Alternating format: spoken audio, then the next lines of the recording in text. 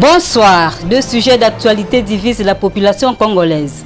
L'un sur une série de questions posées aux élèves finalistes à l'édition en cours de l'examen d'État et l'autre sur la désignation des animateurs de la CENI. Des réactions croisées des Quinois dans ce journal. Info Plus, l'information c'est nous.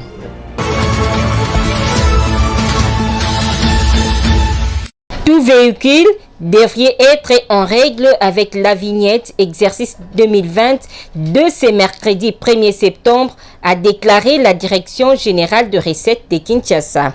Selon plusieurs conducteurs, il est bon de respecter la loi. C'est-à-dire que faut que l'État oyo l'État zosenga sol et sous-sol appartient à l'État.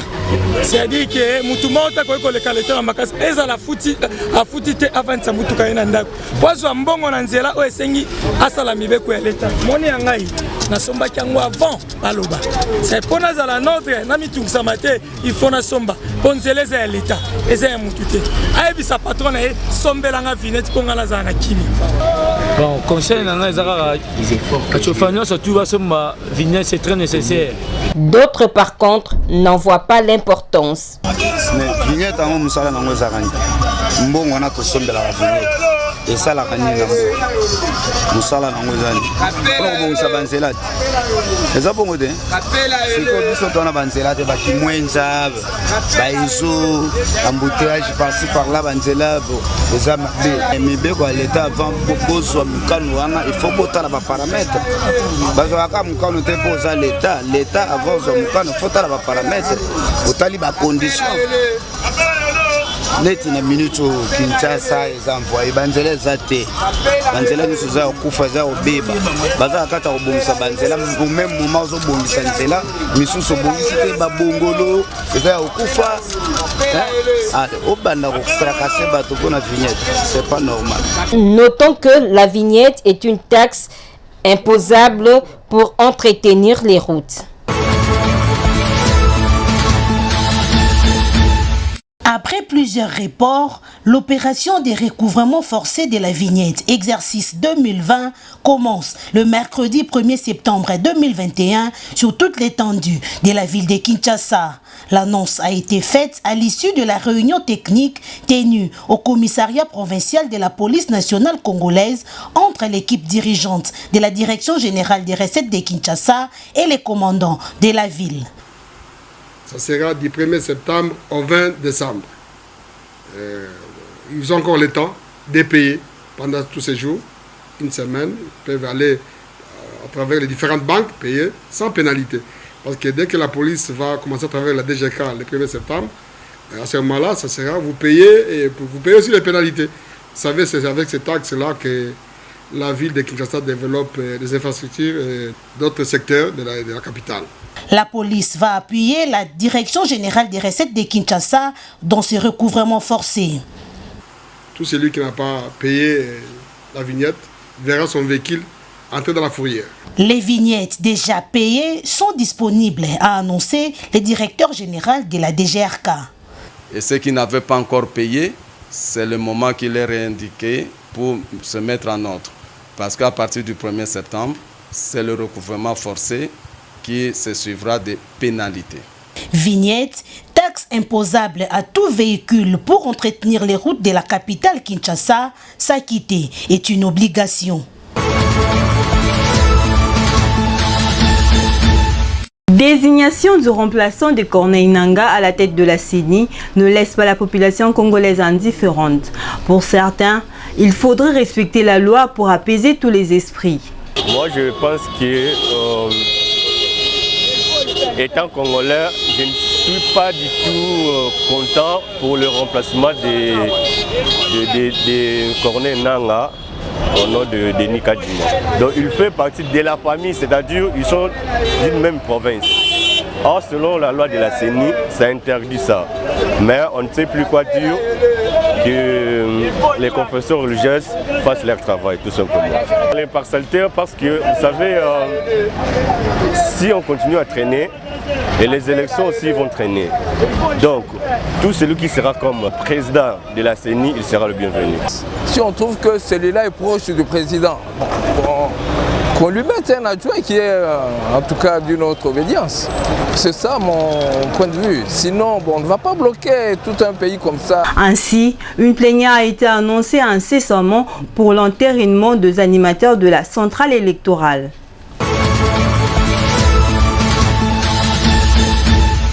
L'examen d'État édition 2021 a débuté avec une polémique autour d'une série de questions liées à certaines personnalités politiques.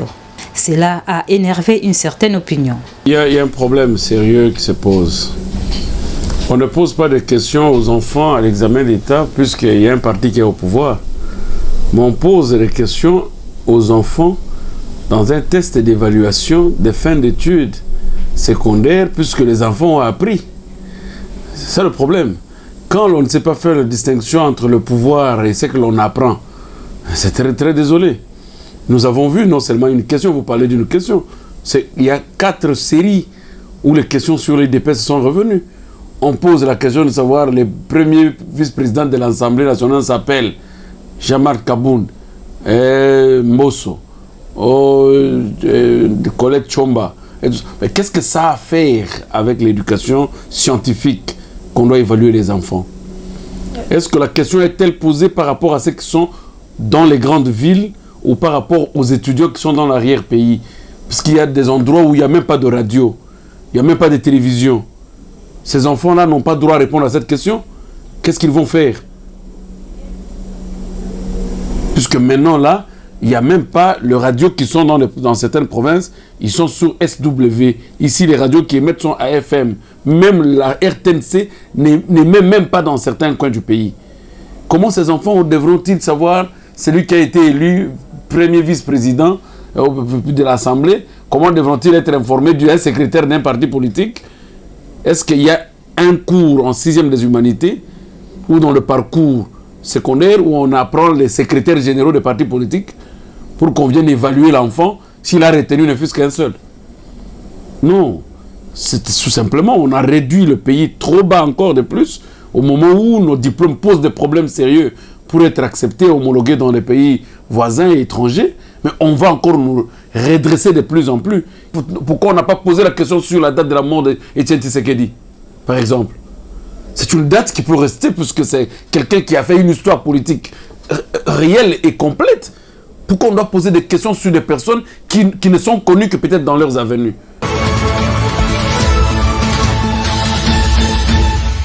Vers une grève sèche à la radio-télévision nationale congolaise si l'on y prend garde. Après avoir suspendu le mouvement de grève, les bons syndicats de ces médias publics est revenu à la charge et compte en découdre avec le directeur général ad intérim. Tout a commencé lors de la première réunion de la commission mixte mise en place pour traiter des questions qui fâchent que le bon syndical a donné un ultimatum à la tutelle de 72 heures pour suspendre Freddy Mulumba Kabouaï. Juste après, les délégués du personnel de la télévision nationale ont claqué la porte des négociations jusqu'à obtenir la tête du DG Mulumba. Un ultimatum qui court depuis le 31 août dernier, faute de quoi la grève reprendra à la radio-télévision nationale congolaise. Pour mémoire, les agents et cadres de ces médias officiels sont montés au créneau pour dénoncer ce qu'ils qualifient de détournement de leur salaire par les comités actuels de gestion ainsi que les manques de dialogue avec les bons syndicats.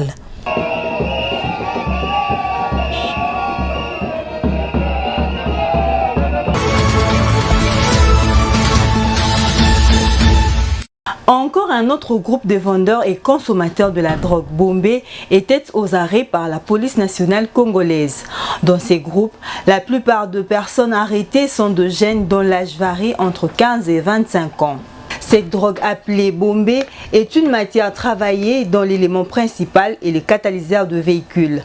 Vendu à 2000 francs et selon les milieux, l'un des jeunes arrêtés consommateur de cette drogue explique.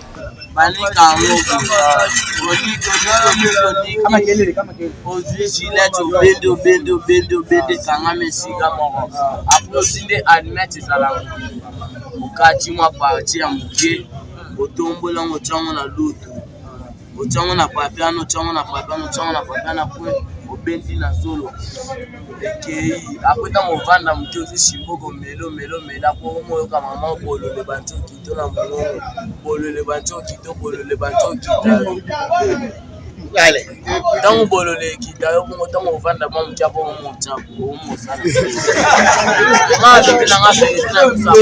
Constituée des éléments chimiques toxiques, cette drogue, comme toutes les autres drogues, a un impact négatif sur la santé et sa consommation tue à petit feu, comme a laissé entendre un médecin de la place. Signalons que la traque de vendeurs aux consommateurs de cette drogue bombée continue étant donné que celle-ci détruit la jeunesse. Le souhait serait que le mécène soit mis hors état de nuire, comme le veulent les autorités du pays et la population congolaise en général.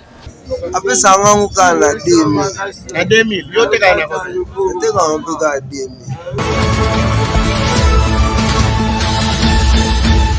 L'apôtre Emmanuel Mbiye de la communauté Cité Bethel n'est plus depuis lundi 30 août 2021.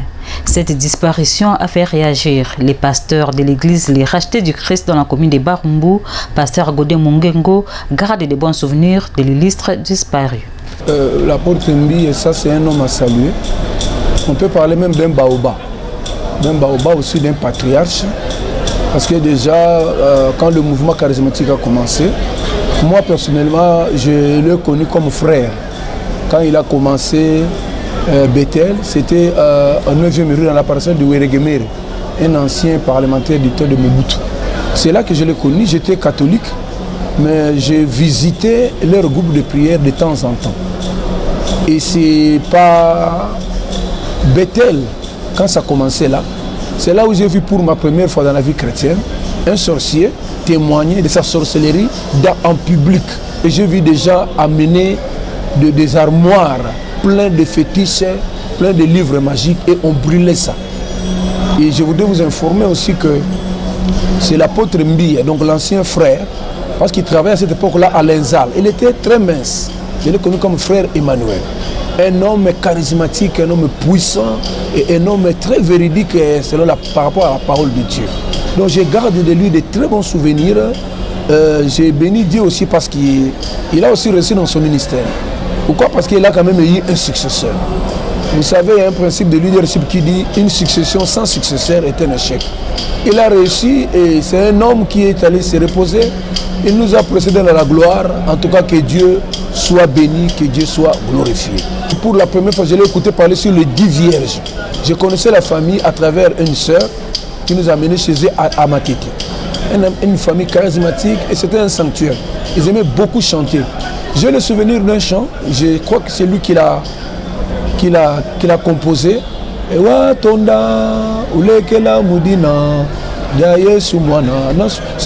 celui qui en est le compositeur. C'était une famille vraiment bénie et une famille qui connaissait déjà le Seigneur.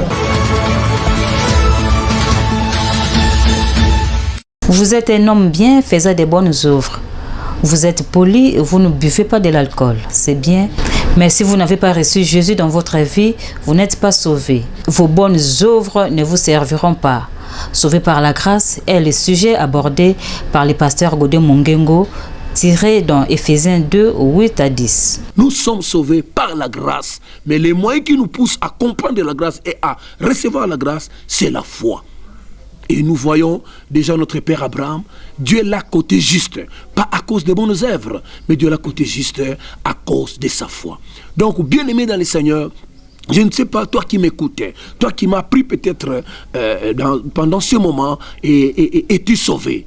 Et si tu es sauvé, de quelle manière tu as été sauvé? Si tu as été sauvé par le nom d'un certain prophète, d'un certain soi-disant gourou, d'un certain soi-disant chef religieux, bien aimé, tu n'as qu'à reprendre et à comprendre que c'est Jésus-Christ maintenant qui nous sauve. Et il le fait par la grâce, mais tu le recevras au moyen de la foi. Voilà pourquoi je t'ai pris, mon frère, ma soeur.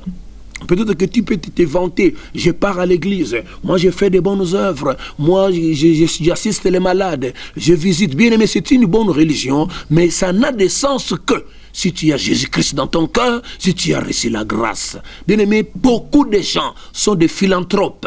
Ils font de bonnes œuvres à travers le monde. Ils assistent les enfants malades. Ils assistent beaucoup de spécialités dans le monde, bien-aimés. Il y a beaucoup d'organisations dans l'ONU, il y a beaucoup d'organisations dans l'organisation mondiale, bien-aimés, où on assiste les gens, s'il y a des calamités, tout ça. Toutes ces choses-là sont de bonnes œuvres. Mais ça n'a pas d'appui.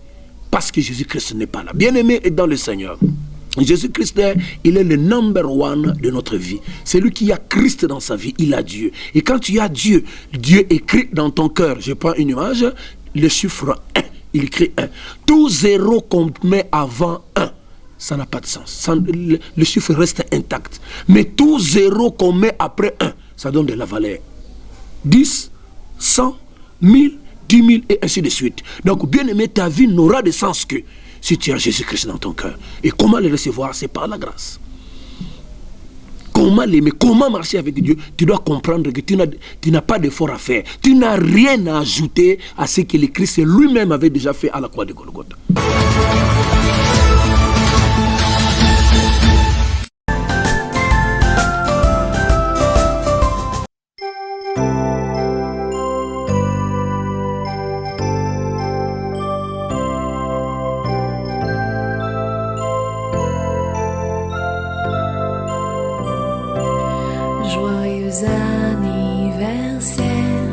Accepter de bon cœur mes vœux les plus sincères de joie et de bonheur. Joyeux anniversaire.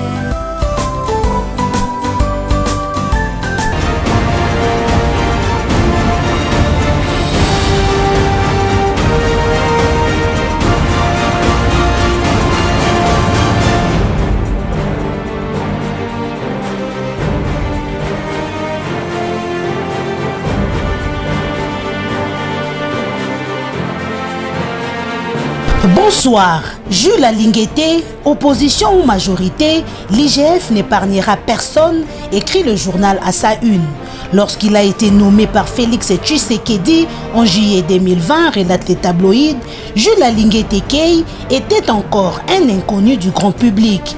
Il n'y aura cependant pas fallu longtemps à ces natifs du Maïndombe, cousins du feu Laurent Cardinal Monsengo, pour se faire un nom, fait remarquer les confrères qui exploitent un extrait de l'interview de l'IGF sur Jeune Afrique. Les tri-hebdomadaires notent que de l'ancien Premier ministre Matata Ponyo, mis en cause dans plusieurs dossiers de détournement des fonds, à des ministres des gouvernements Ilunga Kamba et Sama Lukonde, en passant par des gouverneurs des provinces ou encore des gestionnaires d'entreprises publiques, Jules Alingueté Kei ne vouloir épargner personne. Accusé de partialité, ajoute Congo Profond, l'IGF précise qu'en 2020, il fallait procéder au contrôle de la gestion conduite par des gens qui avaient été aux affaires entre 2018 et 2019 et même 2020. Tous ceux qui seront coupables de malversation seront traqués, alertent les médias en ligne, et aucun dossier ne sera enterré, dixit Jules Alingueté, inspecteur général des finances. Dossier Matata Ponyo, actualité.cd annonce que l'affaire judiciaire de l'ancien Premier ministre est transférée à la Cour constitutionnelle pour fixation d'audience, précisant qu'il n'y a pas encore de date d'audience. En attendant cette fixation précise, Dépêche.cd, la justice cherche d'abord à coter des pièces, donner des numéros à chaque pièce et la cotation de la cour doit être ordonnée. Le site d'information générale rappelle que l'homme à la cravate rouge, qui ne jouit plus de ses immunités parlementaires, a été auditionné le 9 août dernier par les procureurs généraux près la Cour constitutionnelle, ce en rapport avec les dossiers du parc Bukangalonzo. Élection 2023, le président de l'Assemblée nationale a appelé l'équipe de la Commission électorale nationale indépendante à combler les retards connus dans les processus de désignation des animateurs de cette institution d'appui à la démocratie, rapporte 7sur7.cd. Une plénière sera organisée incessamment, renchérit la prospérité dans ses colonnes intérieures pour l'entérinement des animateurs de la centrale électorale car les élections doivent se tenir en 2023, a insisté le président de la Chambre basse du Parlement, relayé par le quotidien. État de siège, l'avenir indique que la justice militaire a pris l'élan par rapport à la justice civile qui était stoppée à un certain moment. Citant la ministre de la Justice et garde de Sceaux, le journal rapporte que les cours et tribunaux de droit commun ont repris leurs activités à la suite de la circulaire aux différentes juridictions et différents offices et qu'il y a, à en croire le journal, des résultats probants. Voilà tout pour cette revue de presse. Portez-vous bien. Au revoir.